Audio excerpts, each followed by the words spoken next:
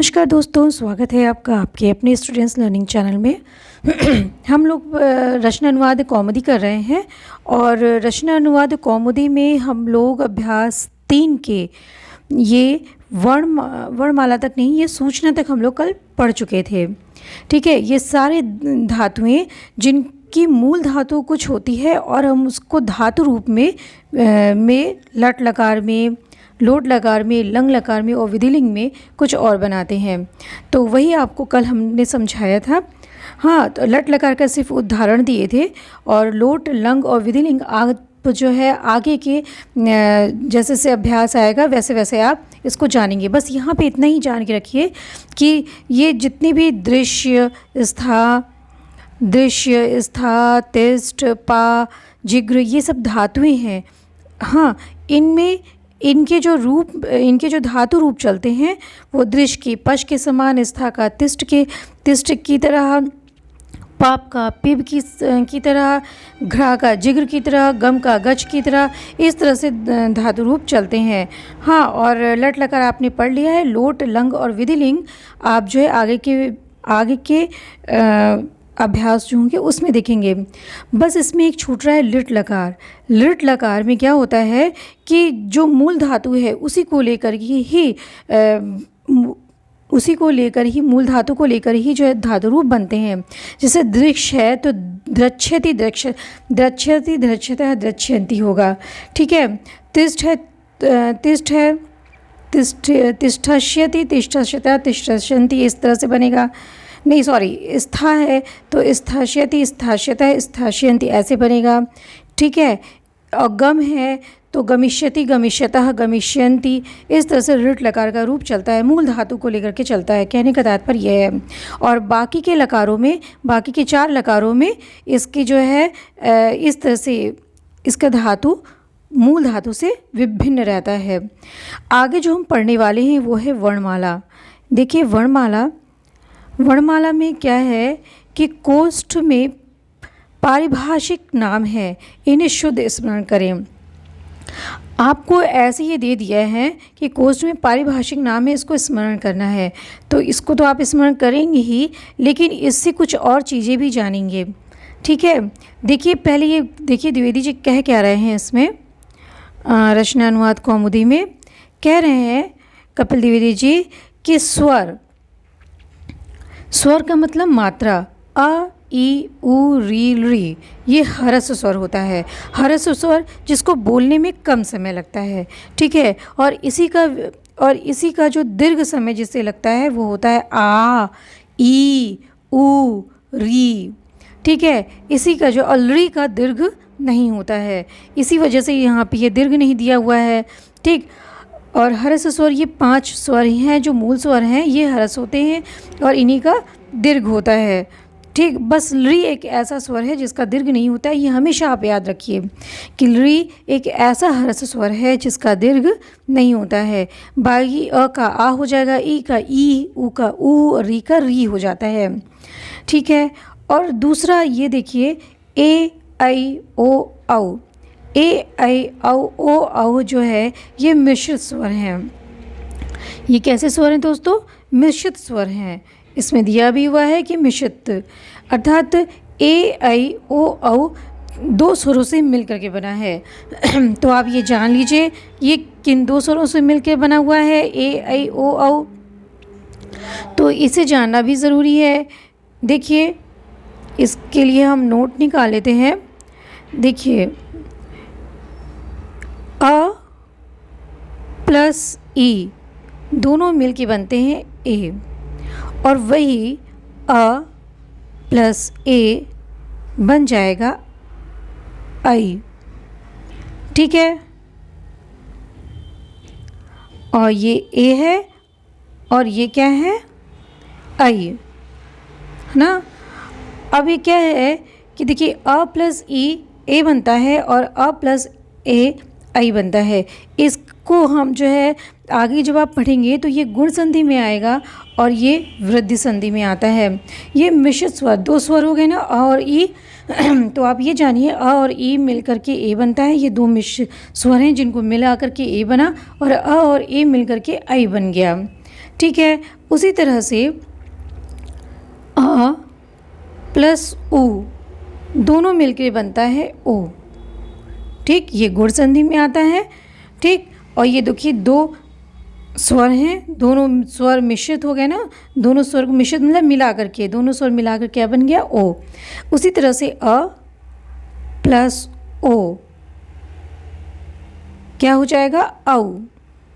ये हो जाएगी आपकी वृद्धि संधि। ये गुण तो ये वृद्धि संधि जब आप पढ़ेंगे तो आगे आप देखेंगे। तो ए आई ओ औ क्या है, मिश्रित स्वर होते हैं। अब आगे देखिए दोस्तों,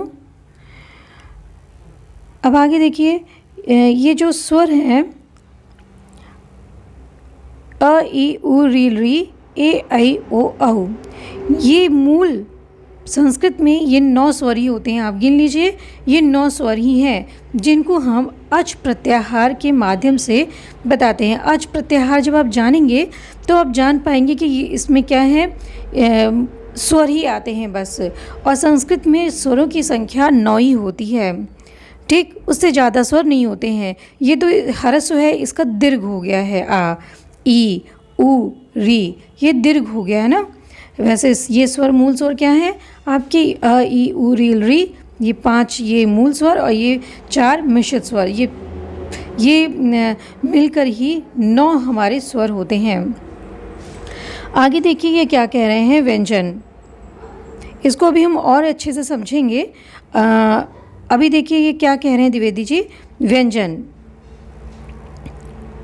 अब ये स्वर हो गया, व्यंजन को देख लीजिए। क ख ग घ अंग, ये क वर्ग है। हाँ, और च छ ज झ इया, ये च वर्ग है। ट ठ ड ढ अण, ट वर्ग होता है। प फ ब भ म, ये प वर्ग होता है। श स स ह, ये ऊष्म वर्ण कहलाते हैं। ठीक है, श स स ह क्या है, ये ऊष्म वर्ण है। और य र ल व अंतस्थ हैं।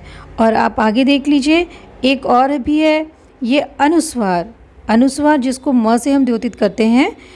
हाँ, ऐसे करके ऐसे जो बिंदी होता है ऊपर, ये क्या है, ये अनुस्वार है।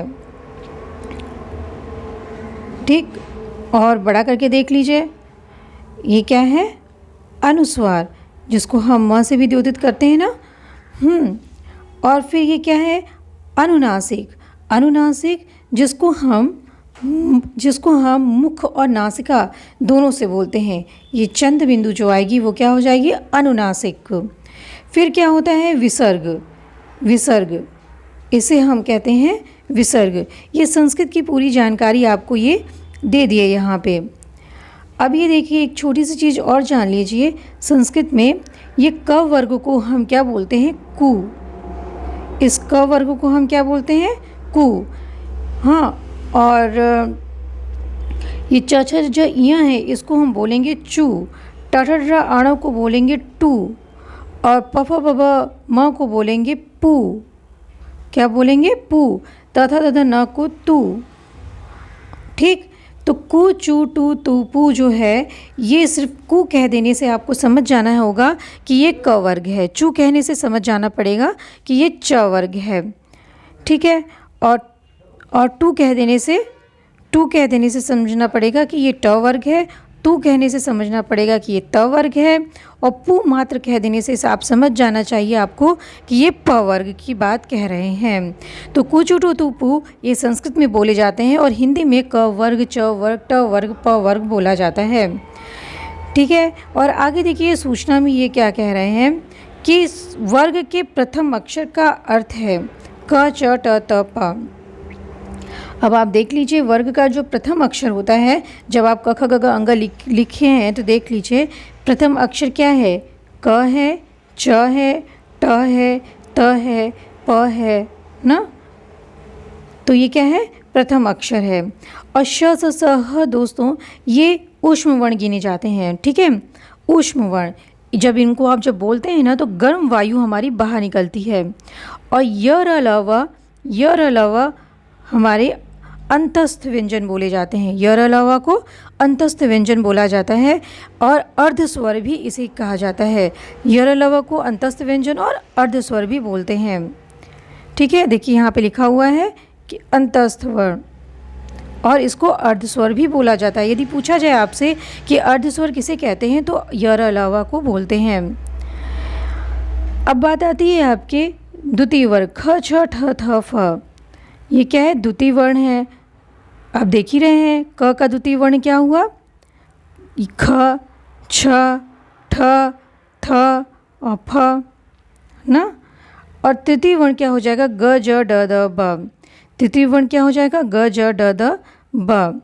ग ज ड, ये ड, द और ब। पंचम वर्ण हो जाएगा आपका और चतुर्थ वर्ण हो जाएगा घ झ ढ ध भ। ठीक, ये घ झ ढ ध और भ, ये क्या है आपका? चतुर्थ वर्ण है। ठीक, चतुर्थ वर्ण, द्वितीय वर्ण, ये संस्कृत में अधिकतर प्रयोग किए जाते हैं, इसीलिए यहाँ पे इसकी जिक्र की जा रही है, इसको बताया जा रहा है। फिर आपका आता है पंचम वर्ण अंग य ण न म। ये क्या है? पंचम वर्ण है। इसको हम अनुनासिक भी बोल सकते हैं क्योंकि ये नाक और मुंह दोनों से बोले जाते हैं, तो पंचम वर्ण को हम अनुनासिक भी कहते हैं। हाँ, तो देख लीजिए आपका पंचम वर्ण क्या हो गया? पंचम वर्ण हो गया आपका अंग, य, ण, न और म। ये आपका पंचम वर्ण है। संधि नियमों में प्रथम, द्वितीय आदि के स्थान पर क्रमशः 1, 2